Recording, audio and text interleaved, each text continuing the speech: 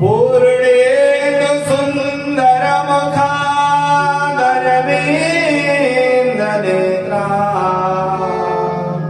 कृष्णा तत्परम किमपि तत्तमो न जाने। नारायणमानमस्कृत्य नरं चैव नरोत्तमम् देवीं सरस्वतीं व्यासं ततो जयमुदीरयेत्। कृष्णाय वासुदेवाय हरये परमात्मने प्रणतक्लेशनाशाय गोविन्दाय नमो नमः। गोविन्दाय नमो नमः। सीतानाथसमारम्भम् श्रीरामनन्दार्यमध्यमाम् अस्मदाचार्यपर्यन्ताम् वन्दे श्रीगुरो परम्पराम्। गौराङ्गमारसमयं नित्यमारसाचार्यमरसो सुखम् श्रीरामहर्षणमो देवाख्यम् सतगुरुं प्रणमाम्यहम्। जय जय राधा रमण जय जय नवल किशोर जय गोपी चित चोर प्रभु जय जय माखन चोर जय जय माखन चोर। बोलो राधा रमण भगवान की जय। वेद व्यास जी महाराज की जय। सुखदेव जी महाराज की जय। परीक्षित जी महाराज की जय।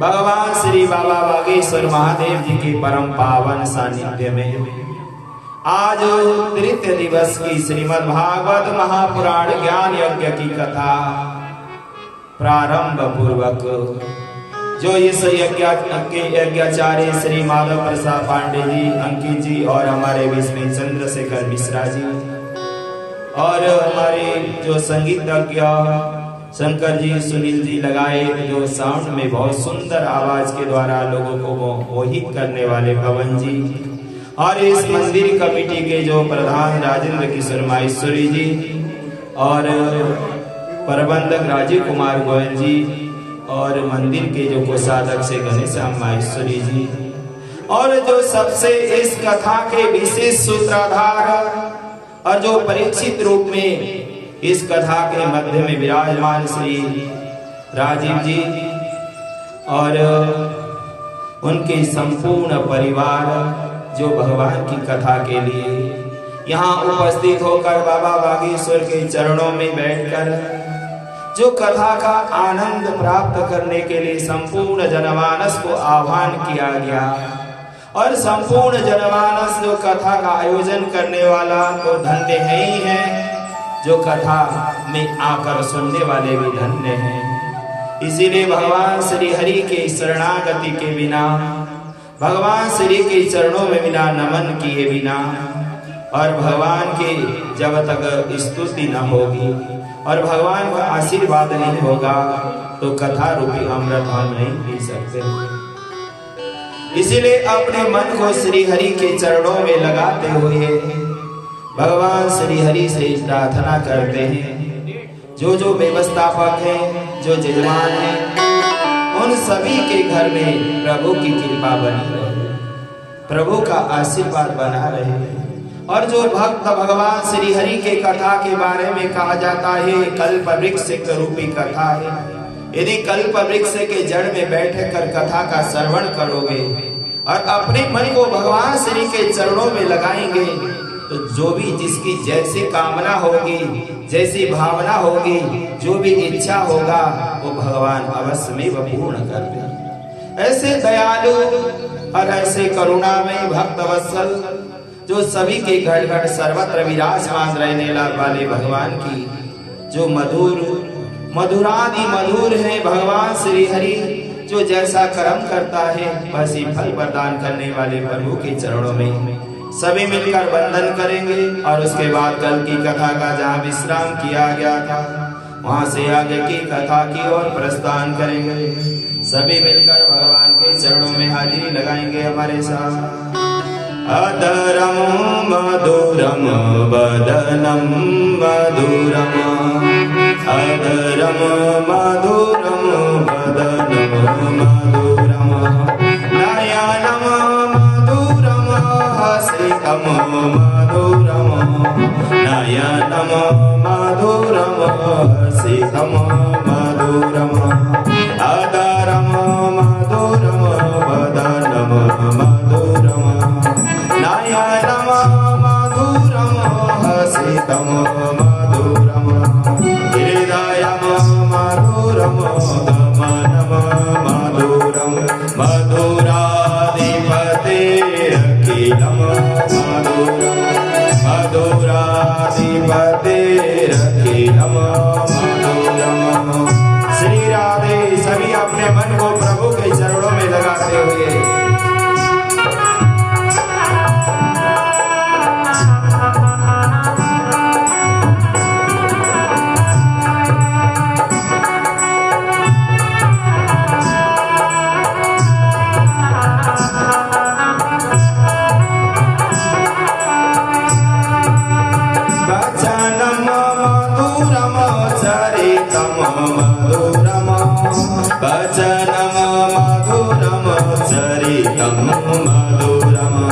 वसनम मधुरम बलितम मधुरम, चलितम मधुरम भ्रमितम मधुरम, मधुराधिपतेरखिलम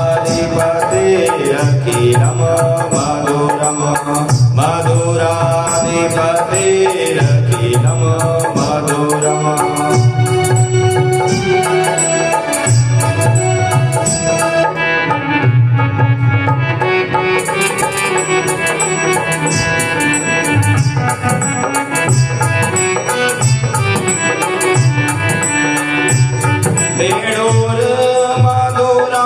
रेणुरम मधुरम, पाणियम मधुरम, पादम मधुरम, रेणुर मधुरो रेणुर मधुरा, पाणि मधुरा पादम मधुरम, नीयम मधुरम सख्यम मधुरम, नीयम मधुरम सख्यम मधुरम, मधुराधिपतेरखिलम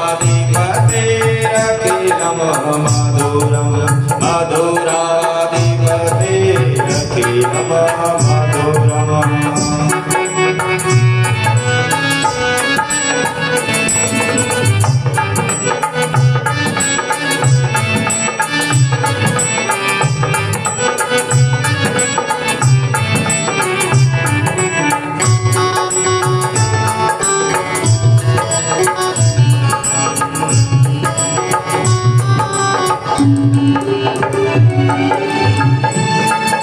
गीतम मधुरम पीतम मधुरम, गीतम मधुरम पीतम मधुरम, भोक्तम मधुरम सोक्तम मधुरम, भोक्तम मधुरम सोक्तम मधुरम, रूपम मधुरम तिलकम मधुरम, रूपम मधुरम तिलकम मधुरम, मधुराधिपतेरखिलम मधुरम, मधुराधिपतेरखिलम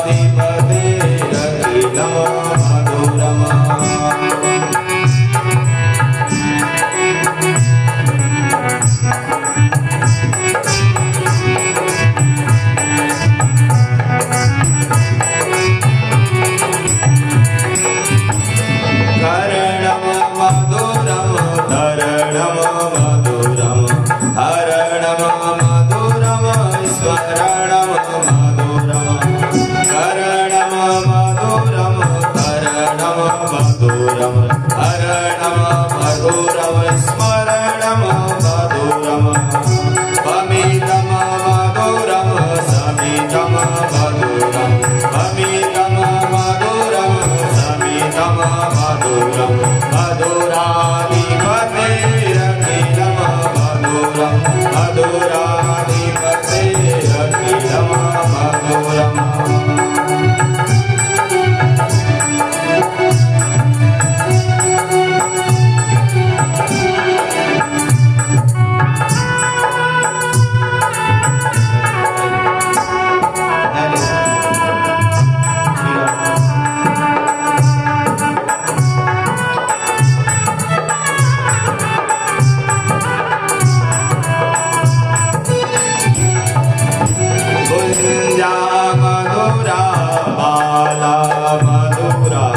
यमुना मधुरा वीथि मधुरा गुंजा मधुरा माला मधुरा यमुना मधुरा वीथि मधुरा सलिलम मधुरम कमलम मधुरम सलिलम मधुरम कमलम मधुरम मधुराधिपतिरखिलम मधुरम मधुराधिपतिरखिलम मधुरम गोपी मधुरा लीला मधुरा योगम मधुरम गोतम मधुरम योगम मधुरम गोतम मधुरम श्रेष्ठम मधुरम श्रेष्ठम मधुरम मधुराधिपतिरखिलम मधुरम मधुराधिपतिरखिलम मधुरम गोपा मधुरा गावो मधुरा गोपा मधुरा गावो मधुरा ये मधुरा श्री शिर मधुरा ये मधुरा श्री मधुरा दलितम मधुरम फलितम मधुरम दलितम मधुरम दलितम मधुरम मधुराधिपतिरखिलम मधुरम अधरम मधुरम मधुरम मधुरम नयनम मधुरम हसितम मधुरम अयनरम मधुरम वदनम मधुरम नयनम मधुरम हसितम मधुरम हृदय मधुरम गमनम मधुरम मधुराधिपतिरखिलम मधुरम मधुराधिपतिरखिलम मधुरम मधुराधिपतिरखिलम मधुरम मधुराधिपतिरखिलम मधुरम। जय जय श्री राम जय जय श्री राम जय जय श्री राधे श्याम। भगवान श्री हरि की परम मंगलमय श्रीमद् भागवत महापुराण कल की कथा जहाँ विश्राम किया गया था, भगवान श्री हरि से प्रार्थना करते हुए वहां से आगे की ओर प्रस्थान करते हैं। भगवान श्री हरि सर्वव्यापक प्रभु श्री हरि जैसे ही परीक्षित जी को श्राप लगा, तुरंत गंगा किनारे जाकर बैठ गए। प्रश्न किया है क्या म्रियमाणा मनुष्यम किम कर्तव्यम म्रियमाणम मनुष्यम किम कर्तव्यम। परीक्षित ने प्रश्न किया है मैं मरने वाला हूँ, मुझे क्या करना चाहिए, ऐसा नहीं कहा। इसीलिए परीक्षित को आज बार बार हम याद करते हैं और परीक्षित जी का चिंतन मनन किया जाता है। म्रियमाण मनुष्य का अर्थ होता है हर मनुष्य जन्म जो लेता है उसे मरना ही पड़ेगा, कोई सदा यहाँ नहीं रहेगा, कोई सदा सर्वदा के लिए किसी का यहाँ कोई पट्टा नहीं बना हुआ है। जो जीव संसार में आया है उसे जाना ही है। इसीलिए परीक्षित जी ने बहुत अच्छा प्रश्न किया है, म्रियमाण मनुष्यम किम कर्तव्यम। मरने वाले सभी हैं, जब कोई अच्छा सुंदर प्रश्न किया गया तो सुखदेव जी महाराज जी गदगद हो गए। परीक्षित, तुम्हारा जो प्रश्न है केवल स्वार्थ रहित नहीं, केवल अपने लिए नहीं, जग कल्याण की आपने बात की है, आप धन्य हो। गुरुदेव भगवान गदगद हो गए, कहने लगे बैठो। अब कैसे यह मृत्यु से, भय से बचने का कारण हम आपको सुना रहे, ध्यान पूर्वक सुनो। बरियानने सते प्रसन्ना कृत लोको हितम निर्भः आत्मविसम्मतं पुंसां सुरतव्यादि सुये परः। ये परीक्षित, ये संसार है और यहाँ हर मानव अपना पेट भरने के लिए, खाने के लिए, सुबह से शाम नोट कमाने के लिए, स्वार्थ के लिए, दिखाने के लिए ही जी रहा है। और यदि उसे थोड़ा सा हटकर यदि भगवान की जो शरणागति अपनाए, भगवान श्री हरि से जुड़े तो उसकी मृत्यु अवश्य में वह सफल हो जाएगी, वह अधोगति न प्राप्त होगी। ध्यान पूर्वक सुनो। निन्द्रया हिरयक्तम व्यायेन च वावयम् दिवाचारते हया राजन कुटुम्ब भरणेन एव च। हे परीक्षित, रात भर सोना, दिन भर कमाना और अपने परिवार का पेट भरना और अपने स्वार्थ के लिए ही जीना, क्या ये मानवता थोड़ी ना है? यहाँ यदि इस चीज का परित्याग करते हुए थोड़ा दूसरे की हित की बात करो, जग कल्याण की बात करो, धर्म की बात करोगे तो मृत्यु सुधर जाएगी, नरक जाना नहीं पड़ेगा। ध्यान पूर्वक सुनो। तुरंत श्री सुखदेव जी कहते हैं, परीक्षित, तस्मात् भारत सर्वात्मा भवानी स्वरो हरि सुरतव्य कीर्तितव्यस्य स्मर्तव्यक्षता वयम्। श्री सुखदेव जी महाराज जी परीक्षित को भारत कहते हैं, क्योंकि वह भी भारत वंशी ही है और वह पांडव वंशों को, जैसे वह अर्जुन को भारत कहते थे, ऐसे यहाँ भी श्री सुखदेव जी परीक्षित को भारत नाम से संबोधित कर रहे हैं। और कहते हैं, ध्यान पूर्वक सुनो। सुरतव्य कीर्तितव्यस्य स्मर्तव्यक्षता भयम्। जब जिसकी मृत्यु निकट आने वाली है, सबसे पहले तो कथा को खूब सुनो। सुरतव्य कीर्तितव्यस्य स्मर्तव्यक्षता भयम्। कथा को जब खूब सुनोगे तो हमारा हृदय जब तुम्हारा पिघल जाएगा, फिर उनका मनन करो, चिंतन करो, स्मरण करो और अपने जीवन में तारोगे तो तभी तुम्हारा कल्याण होगा। और देखो, जब भगवान की कथा सुनोगे, भगवान की सत्संग में जाओगे तो पता चलेगा प्रभु कितनी करुणामय है, कितने भक्त वत्सल हैं, कितने दयालु हैं और कितने कृपालु हैं। जब किसी के पास हम जाएंगे तो तभी पता चलेगा। बिना जाने, बिना पहचाने कौन कितना अच्छा है, कौन कितना बुरा है, कौन हमारा सम्मान कर रहा है, कौन अपन अपमान कर रहा है, पता ही नहीं चलता।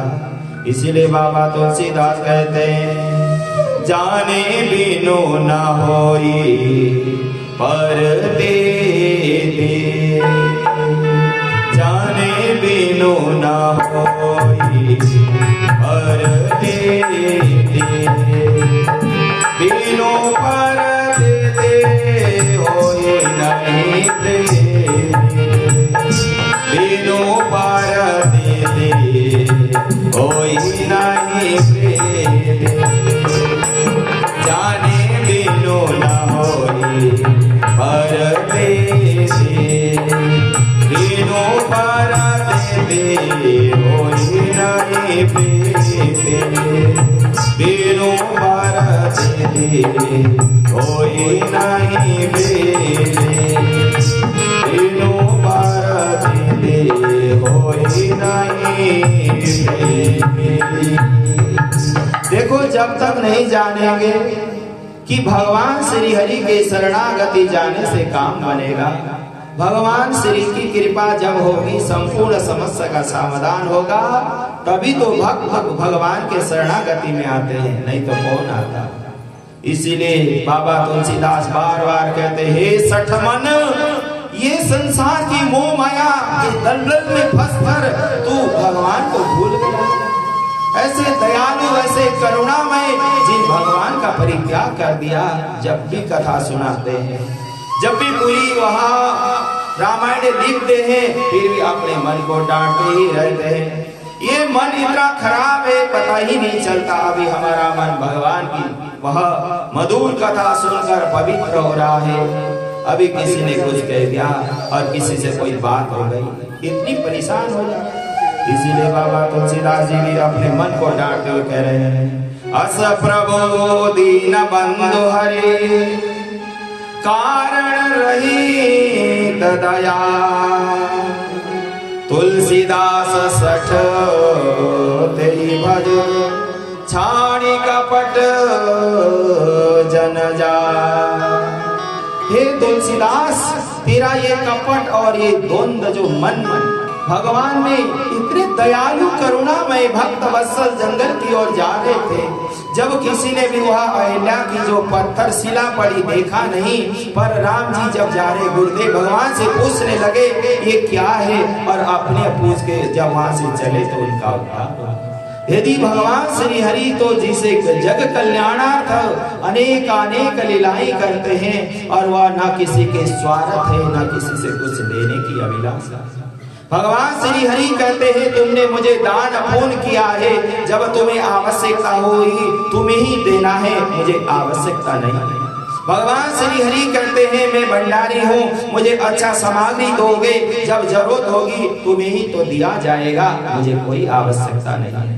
ऐसे दयालु भगवान को छोड़कर परीक्षित जब मोह माया परिवार कुटुंब की दलदल में फंसोगे, कभी कल्याण नहीं होने वाला। इसीलिए पुनः तुलसीदास बाबा ने कहा है, पाए न के गति पतित पावन, पाए न के गति पतित पावन, राम भज सुन सठ मना, राम भज सुन सठ मना, पाए न के गति पतित पावन, राम भज सुन सठ मना, राम भज सुन सठ मना। ऐसे प्रभु की शरणागति जब जाओगे परीक्षित, क्या तुम्हारा कल्याण नहीं होगा? अवश्य भी होगा। इसीलिए भगवान श्री के शरणागति के बिना कुछ भी नहीं प्राप्त होने वाला। परीक्षित जी महाराज जी को कथा सुनाते सुखदेव जी महाराज जी कहते हैं, अपने ये मन इधर उधर से हटाकर भगवान श्री के चरणों में लगाओ। कैसे लगाओ?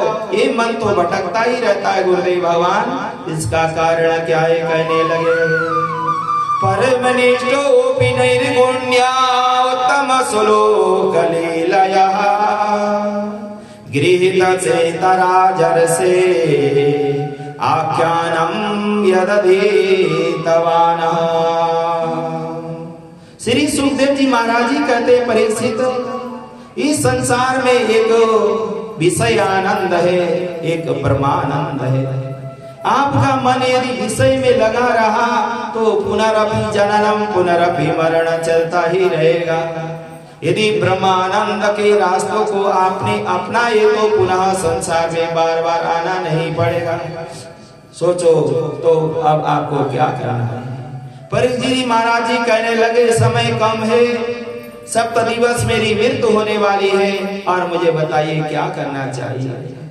सुखदेव जी महाराज जी कहते, 7 दिन तो बहुत होते हैं, यदि जिसकी मुक्ति होनी है और जिसने सत्कर्म किया है तो कुछ क्षण कुछ पल में भी उसका उद्धार हो सकता है।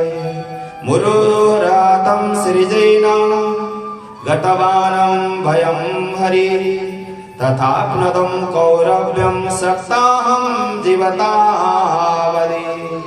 कहने लगे 7 दिन तो बहुत है। खड़वांग महाराज को जब श्राप लगा कुछ घंटों बाद ही मृत्यु होनी है, उन्होंने तुरंत सबको त्याग कर गंगा किनारे बैठकर भगवान नाम में अपने समाधि स्थल लगा दी गए और वो कुछ क्षण में ही उन्हें मुक्ति मिली। इसीलिए परीक्षित 7 दिन तो बहुत होते हैं, ध्यान से सुनो। और कथा सुनने का विधान पूर्वक बताते जा रहे, कहते ध्यान पूर्वक कथा को सुनोगे तो उसके लिए सबसे पहले क्या करना है। जिता सनो जिता श्वासो जित संगो जितेन्द्रिया स्थूले भगवतो रूपे मना संधारये दिया। परीक्षित ये मन बड़ा भटकता है। हम भगवान की पूजा में बैठते हैं तो हमारा जब जैसे कोलोथी मार के बैठेंगे, कभी टांगों में दर्द होगा, कभी कमर में दर्द होगा, कभी कुछ होगा, कभी किसी के फोन आएंगे दुकान से मकान से चारों तरफ से। पर उसके लिए सबसे पहले प्रथम सूत्र है आसन सिद्धि। आसन आपको जो सा आराम से बैठने लायक हो उस आसन में आप बैठ जाओ और उसके बाद अपनी श्वास को रोको और प्राणायाम पूर्वक भगवान श्री हरि से अपने प्राणायाम को करते हुए प्रभु की वह आसन में विराजमान होकर प्राणायाम करते हुए फिर संग जीत संगो जितेन्द्रिया, अच्छे लोगों का संगत करो, भगवान की संगति में जाओ और वह बुरे लोगों का परित्याग करो। और उसके बाद अपने मन को काहे जितेन्द्रिया, मन को इस मोह माया की दलदल में सारा जीत कर जब भगवान में समा जाओगे तो सारा कार्य अहमेव अवश्यमेव हो जाएगा। इस प्रकार भगवान श्री हरि की जो परम कथा सुनाते हुए श्री सुखदेव जी महाराज जी परीक्षित को कहते, परीक्षित ये संसार अनन्य जीव प्राणी के द्वारा अनेक भगवान की लीलाएं हैं, अनेक भगवान की चरित्र का जब बार मनन करोगे, चिंतन करोगे तो अवश्य नहीं होगा। यदि मानव जीवन मिलने के बाद भी आप उस शरीर से जो भगवान के नाम नहीं जपोगे परीक्षित, कभी भी तुम्हारा कल्याण न होने वाला। इसीलिए ध्यान रखो, राम नाम नहीं हृदय धरा, जैसे पशुआ वैसे नरा, पशुआ आवे पशुआ जावे, पशुआ रहे पशुआ खाए, नर पशु उत्तम करी खाए, पशुआ तो जंगल चर के आए। राम नाम जाना नहीं पाए, जन्म गया पशुआ की नाई। राम नाम से नहीं प्रीति, ये सदैव पशुआ की रीति। कहने लगे भगवान श्री हरि का यदि जिस मानव ने मानव शरीर मिलने के बाद खाया पिया और विषय आनंद में जो बनाई रहा वह पशु के समान है। पशु भी धराधाम में आता है, खाता पीता है और उसके बाद उसे कुछ पता ही नहीं चलता, फिर वो अवश्य में वह दलदल में फंस कर कई जन्म जन्म पे भटकता ही रहता है। इसीलिए कहने लगे परीक्षित, ये भगवान श्री हरि ने आपको एक कान दिए कथा रूपी अमृत पीने के लिए, ये आपके जीवा दी हैं भगवान के नाम जपने के लिए, और हर मानव को ये हाथ दिए हैं भगवान की सेवा करने के लिए, आरती करने के लिए, स्नान कराने के लिए। फिर भी वह ना करने वाला तो वह जीव से भी पशु से भी वह नीच माना गया। इसलिए कहा गया है भीले वरोत कर्म विक्रमायाम ये न सिरडंत कर्ण पुटे नरस्या जिह्वा सती दादुर्के न सुतम न गोपयोत्या गुरु गाय गाथा। यदि इस जीवा से यदि भगवान नाम नहीं जपा जाता तो जैसे मेंढक का जीव टर टर टर करता ही रहता है उसी प्रकार है। और जिस कानों से भगवान की कथा सुनने की अभिलाषा नहीं होती, ये कान मोर पंख की तरह है, इन्हें कोई फायदा ही नहीं। इसीलिए भगवान श्री हरि की बिना कथा सुने कभी भी किसी का किसी जन्म में कल्याण नहीं होने वाला। ऐसे प्रभु को ध्यान करते हुए प्रार्थना करना चाहिए। प्रभु कैसे? नमः परस्मै पुरुषाय भूयसे यद्भूतावस्थितो रोदलीलया गिरीतविसिक्तत्रियाय देहान्तमाय यत्तक्षते यद कीर्तनम यद स्मरणम एदक्षणम एददन्तम एदक्षणम एदहरणम लोकस्य सत्तो विदुनोति कल्मषम तस्मै सुभद्र सर्वसे नमो नमः। कहा क्या है कि मानव शरीर में आप एक कीर्तन करते हो, कथा श्रवण कर सकते हो, दान पुण्य कर सकते हो, सत्कर्म ही कर सकते हो, अन्य योनि में आप कुछ भी नहीं कर सकते। इसीलिए यह धराधाम में अनन्य कथा का आनंद पाते हुए परमानंद को जाना चाहिए। भगवान श्री हरि की लीला देखो कैसे सृष्टि बनाई। धराधाम में चारों तरफ प्रातः काल होते ही भगवान श्री हरि सूर्य उदय हो जाते हैं और रात्रि में ही चंद्र उदय। और देखो यदि भगवान श्री चाहे तो सूर्य देव इतनी गर्मी में नीचे कर दे तो सारा धराधाम की व्यवस्था समाप्त हो जाएगी। रात में यदि चंद्र उदय न हो तो कहीं किसी को आना जाना या कोई व्यवस्था उसमें भी बाधा हो जाएगी। ये सारी व्यवस्था कौन करा रहा है? ये सारी व्यवस्था का मालिक कौन है? ये श्री हरि प्रभु है। ये सारी दुनिया को कौन संचालित कर रहा है? परीक्षित ये प्रभु ही करते हैं। ये प्रभु धराधाम में आए ना आए, सारी व्यवस्था भगवान श्री हरि की लीला से ही, आज्ञा से ही चलता है।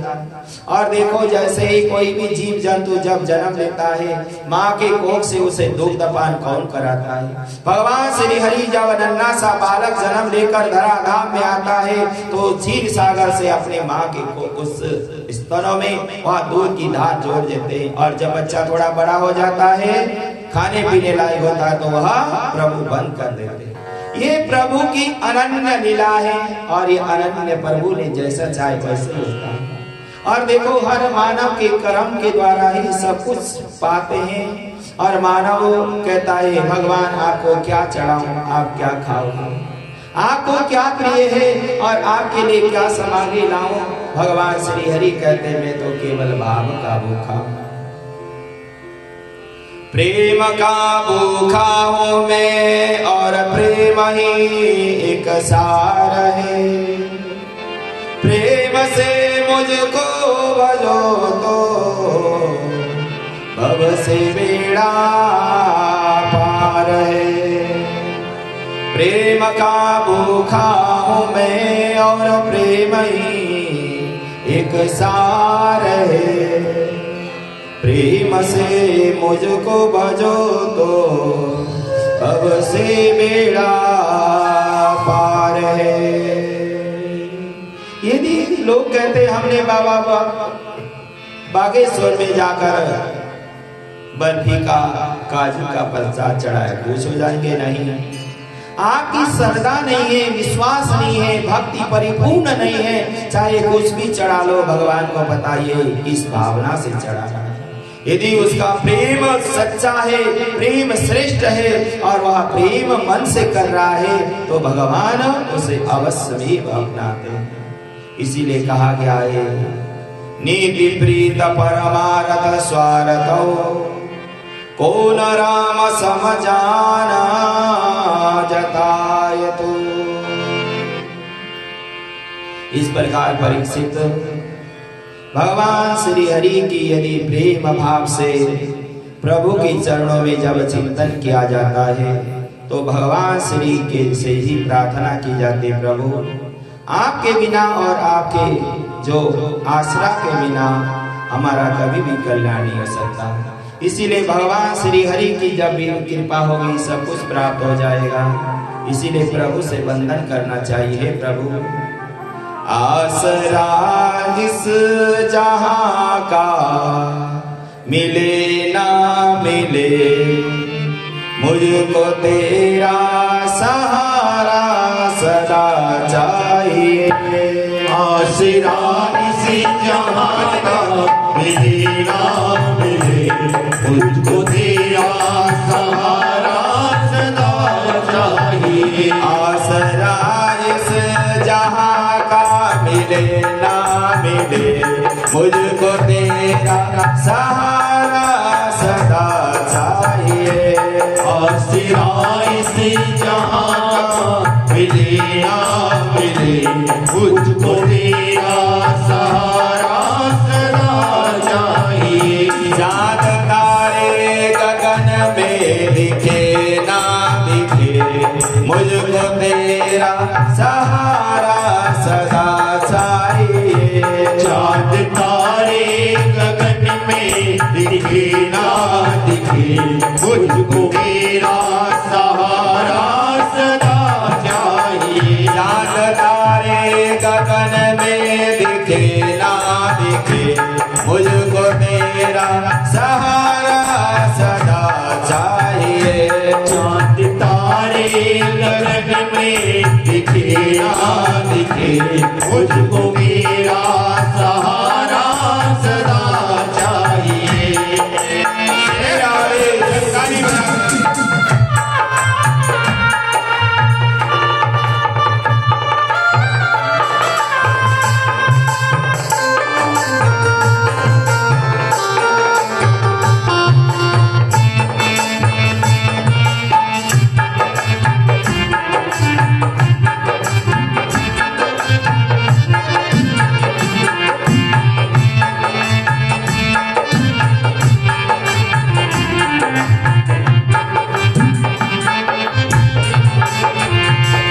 यहाँ खुशियाँ है कम और ज्यादा है गम। यहाँ खुशियाँ है कम और ज्यादा है गम। यहाँ खुशियाँ है कम और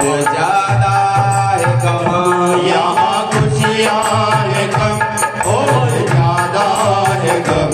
जहाँ देखो ही है बरम ही बरम। जहाँ देखो वही है बरम ही बरम। जहाँ देखो ही है बरम ही बरम। जहाँ देखो वही है बरम ही बरम। मेरे महफिल में संबा जले ना जले, तेरी महफिल में सम्मा जले ना जले। मेरे महफिल में संबा जले ना जले। तेरी महफिल में सम्मा जले ना जले। मेरे दिल में उजाला सदा चाहिए। मेरे दिल में उजाला सदा चाहिए। मेरे दिल में उजाला सदा चाहिए। मेरे दिल में उजाला सदा चाहिए। आसरा इस जहां का मिले ना मिले, आसरा इस जहां का मिले ना मिले, मुझको तेरा सहारा सदा चाहिए। मुझको तेरा सहारा सदा चाहिए। श्री राधे। सभी मीठी मीठी तालियों से जय प्रभु।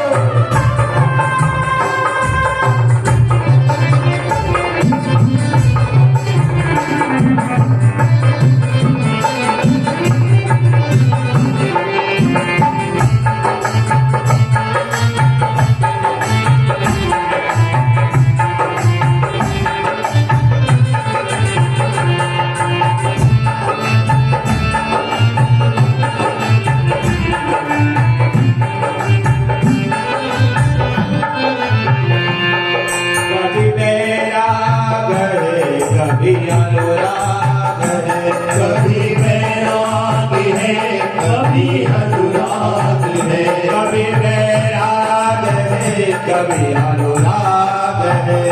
कभी वैराग है कभी अनुराग है। जहाँ बदले वाणी वही बात है। वही बात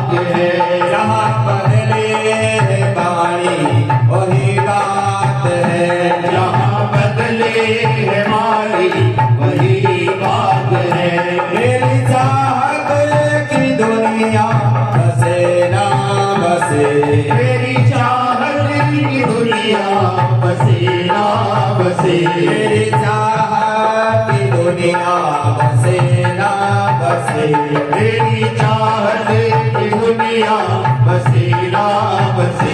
मुझको तेरा सहारा सदा चाहिए, मुझको तेरा सहारा सदा चाहिए। मुझको तेरा सहारा सदा चाहिए, मुझको तेरा सहारा सदा चाहिए।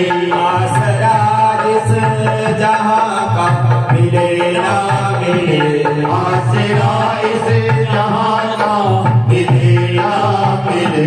मुझको तेरा सहारा सदा चाहिए, मुझको तेरा सहारा सदा चाहिए। श्री राधे हरि बोल।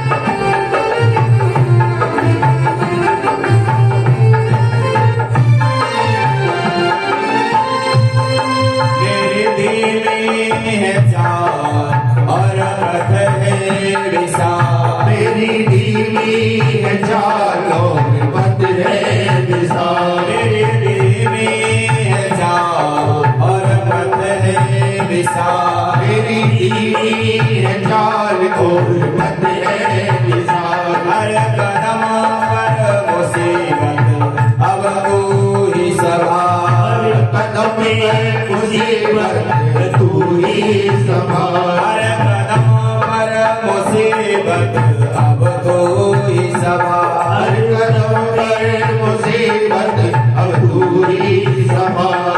मेरे थके चले ना चले, पैर मेरे थके हैं चले ना चले। मेरे थके चले ना चले, पैर मेरे थके हैं चले ना चले।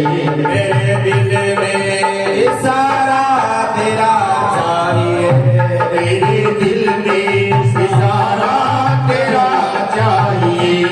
मेरे दिल में सारा तेरा चाहिए, तेरे दिल में इशारा तेरा चाहिए। आसरा जिस जहाँ का मिले ना मिले, आसरा इस जहाँ का मिले ना मिले।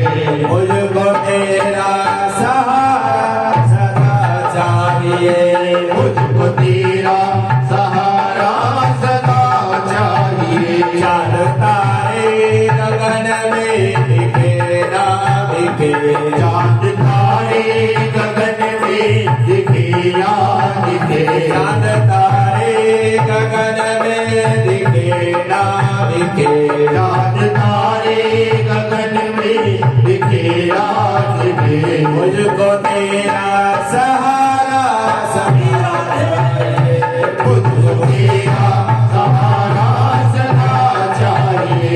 मुझको तेरा सहारा सदा चाहिए। जय जय श्री राधे, जय जय श्री राधे, जय जय श्री राधे श्याम। भगवान श्री हरि की परम मंगलमय जब तक आसरा न हो कुछ भी नहीं मिल सकता। परीक्षित जी महाराज जी कहने लगे महाभारत का जो युद्ध क्यों हुआ था गुरुदेव भगवान, कहने लगे परीक्षित महाभारत का भयंकर युद्ध हुआ, तुम्हारा तब जन्म भी नहीं हुआ था। और देखो महाभारत में बहुत कौरव और पांडव तुम्हारे दोनों ही परिवार में कौरव के संपूर्ण परिवार का विनाश हुआ और पांडव विजय क्यों हुए, तो इसमें विशेष कारण बताते हुए कहते हैं कि देखो दोनों पक्ष में दो धर्म रूप थे, पर पांडवों में जो धर्मराज युधिष्ठिर जी महाराज जी जो कहते थे सब कुछ मानते थे, पर कौरव पक्ष में श्री विदुर जी महाराज महाज्ञानी धर्म स्वरूपी थे, पर उनकी आज्ञा का कोई पालन नहीं करता। देखो जहां कहीं भी आपका सम्मान न हो, चाहे परिवार हो, चाहे समाज हो, चाहे कहीं हो, सम्मान नहीं तो उस जगह को त्याग देना चाहिए, चला जाना चाहिए।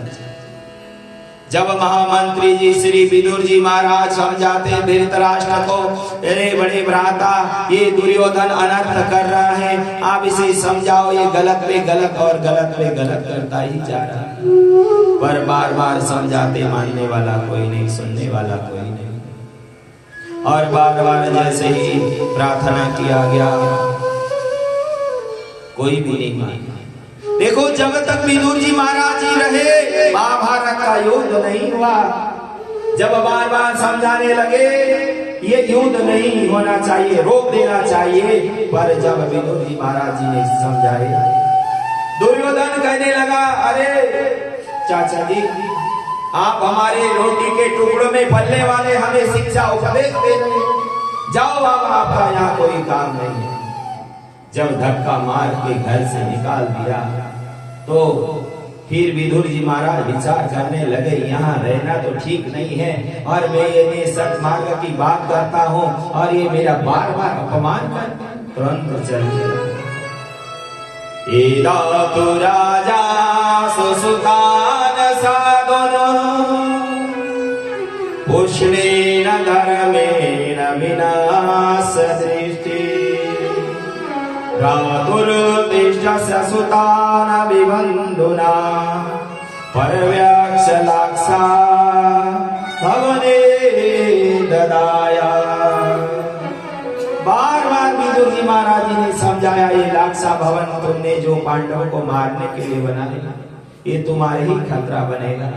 कहा जाता है हम किसी के प्रति दोष लगाएंगे, वह दोष कभी न कभी हमारे ऊपर ही आएगा यदि गलत किसी को हम आरोपित करते हैं।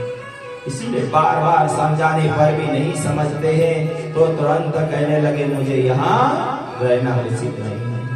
यदि राजा होकर धर्म का पालन नहीं करता, राजा को मंत्री सलाह दे, विशेष सलाहकार, और ये गलत है और उसकी आज्ञा का पालन ही नहीं होता। वह धृतराष्ट्र जी महाराज जो दुर्योधन के पिता हैं, पुत्र मोह के दलदल में इतने बिक चुके हैं कि वह क्या सत्य है, क्या असत है, क्या उचित है, क्या अनुचित है, उसका विचार ही नहीं करते। इसीलिए कहा गया है ज्ञान विराग नयन और गारी। धृतराष्ट्र के बाहर के जो आंख तो जन्म से ही अंधे थे, पर अंतरात्मा की जो ज्योति भी बुझ चुकी थी मोह माया के पुत्र मोह में। देखो राजा होकर ये नहीं करना चाहिए, मेरा पुत्र गलत भी कर रहा है और उसकी बात को न काटे, उसे सजा न। अरे राजा और विद्वानों का तो धर्म है, जो सही है वही कहना चाहिए, गलत नहीं कहना चाहिए। चाहे अपना पुत्र हो, चाहे अपना पिता हो, चाहे अपनी पत्नी हो, जिसने गलत किया है उसे सजा देना ही चाहिए। धृतराष्ट्र जी महाराज जी बार बार अनर्थों का पालन ही नहीं करते। जब राजा असत मार्ग की ओर जाता है और उसके आंख बंद हो जाते हैं सत्कर्म में, तो फिर क्या होता है, विनाश होता है और वह समापन की ओर चला जाता है। इसीलिए कहा गया है कभी भी जो सचिव है, जो वैद्य है, गुरु है, उसे सही रास्ता बताना चाहिए अपने शिष्य। डॉक्टर को सही दवाई देना चाहिए। बालक के या किसी मरीज के बात सुनकर गलत कर दिया तो उसका बीमार कभी ठीक नहीं होने का। वैद्य और जी गुरु जी ने यदि अपने शिष्य के पैसे दे रहा, लालच में पैसे लेने के लिए गलत सलत बात को भी कह दिया ये बहुत अच्छा है, उसका कभी भी कल्याण नहीं हो सकता। इसीलिए कहा गया है सचिव दैव गुरु तीनों जो प्रिय बोले भया, राज धर्म तनु दिन करे होई बिगई ना। यदि इन तीनों की आज्ञा का पालन नहीं किया जाएगा, राज्य का विनाश होगा, प्रजा का समापन हो जाएगा। इसीलिए ध्यान रखना चाहिए। श्री विदुर जी महाराज जी ने विचार किया रहना नहीं चाहिए। तुरंत उन्होंने क्या किया, जो धनुष बाण था वही उनके दरवाजे में टांग दिया। क्यों टांग दिया कि यदि मैं धनुष बाण लेकर जंगल में जाऊंगा तो इसे पता चलेगा दुर्योधन को मेरे पीछे कोई मारने के लिए ना भेज दे। कोई युद्ध की तैयारी के लिए गए हैं, किसी को ले आएंगे, इसीलिए धनुष बाण को वही टांग कर चल दिए। कैसे स्वयं धनुर्निधाय विदाय माया गतम ततो ये लोप्यमानयानम् सनिर्गत कौरव पुण्यलब्धो गजाहयाना तीर्थपदं पदानि तीर्थपदं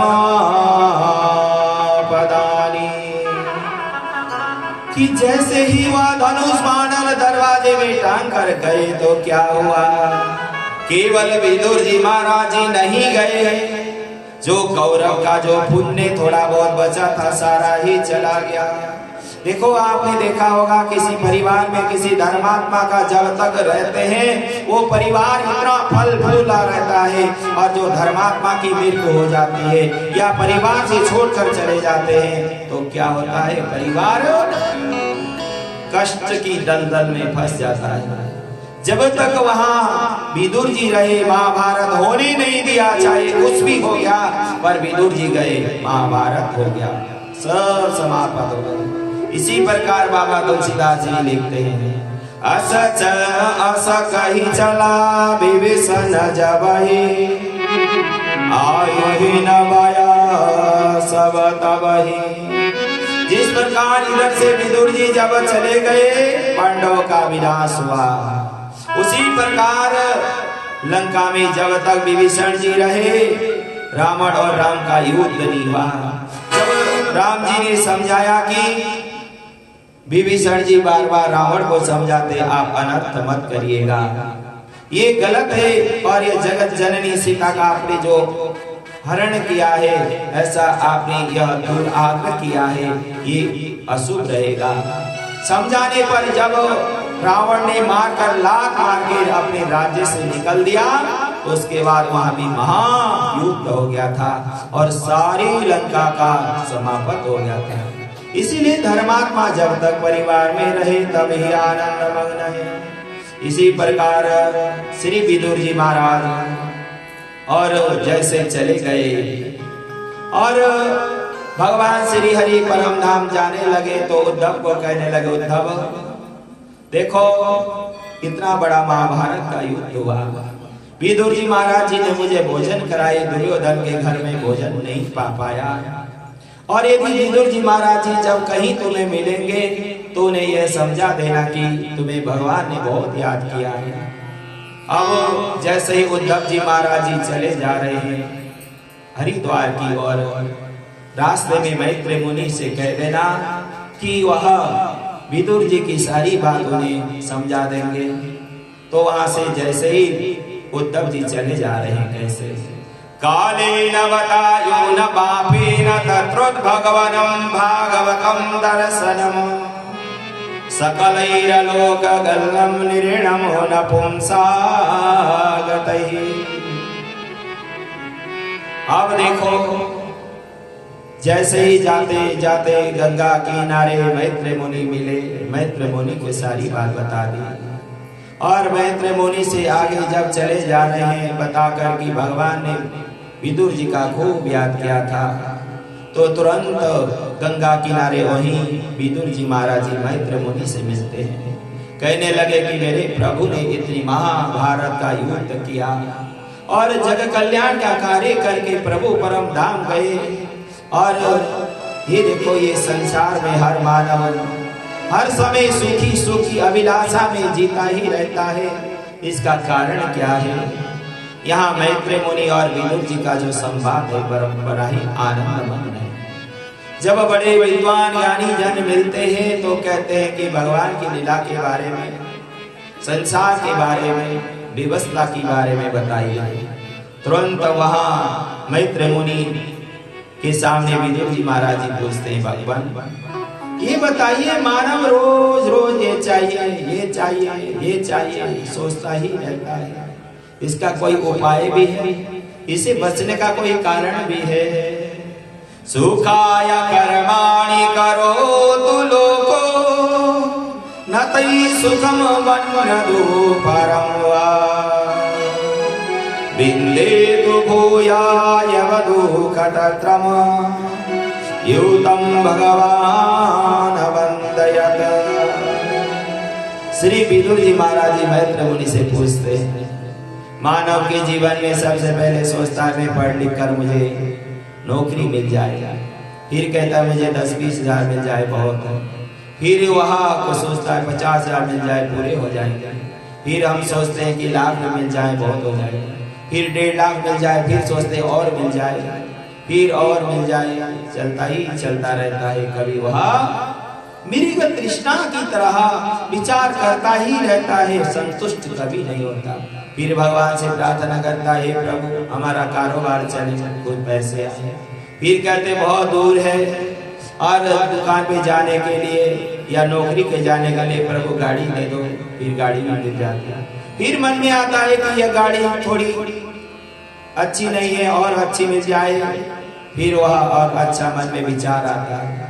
फिर वह अच्छी गाड़ी आई, फिर रखने की जगह नहीं, फिर भगवान से कहता है कोई बढ़िया फर्स्ट क्लास कोठी मिल जाए, फिर कहता है और छोटी हो गई और बड़ी मिल जाए। ये मानव का जो मन है विदुर जी, ये कभी पूर्ण नहीं हो सकता, ये अपूर्ण ही रहेगा। ये ऐसी खोपड़ी भगवान ने बना दी है। फिर किसी ने कहा भगवान ऐसा आपने किया क्या? भगवान श्री हरि भी कहते हैं, यदि स्वच्छंद पवित्र सारे जीव हो गए, सभी तप करने लगे, जंगल में गए, तो यह सृष्टि सुंदर नहीं बन सकती। ये सारी चीज जरूरी तो है, पर इतना जरूरी भी नहीं है। जो हर समय हम अनेक प्रकार के जो कांटे अपने शरीर में डूबे जा रहे, चुभाए जा रहे, तो कल्याण कैसे होगा?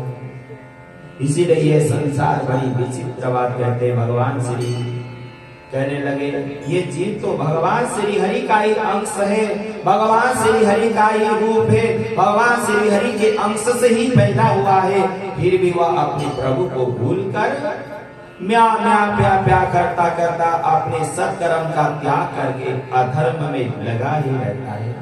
ये भगवान श्री हरि जगाते जगो जगो, पर वो जगता ही नहीं जब तक इसके पाप बढ़ते ही जाते हैं। फिर भगवान सूर्य उसे धड़ाम से ऊपर से थप्पड़ मार के जमीन पे जब घेर देते हैं तो सद्बुद्धि आती है।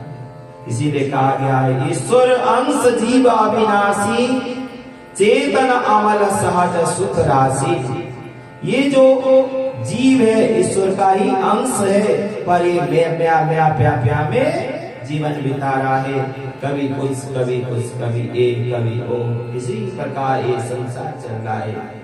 विदुर जी महाराज कहने लगे ये संसार दुखालय है, ये संसार को भगवान श्री हरि ने दुखालय कह दिया, और यहाँ कर्म के दुख भोगने के लिए अपने पुण्य करके भाग्य सृजित करने के लिए जीव आता है, और यहाँ सोचता है सब कुछ मिल जाए, संभावना है।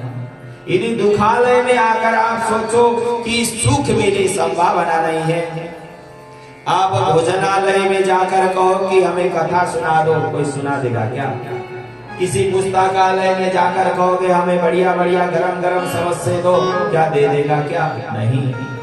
ये संसारी दुखालय है, और यहाँ दुख में सब जीव कर्म प्रारब्ध बंध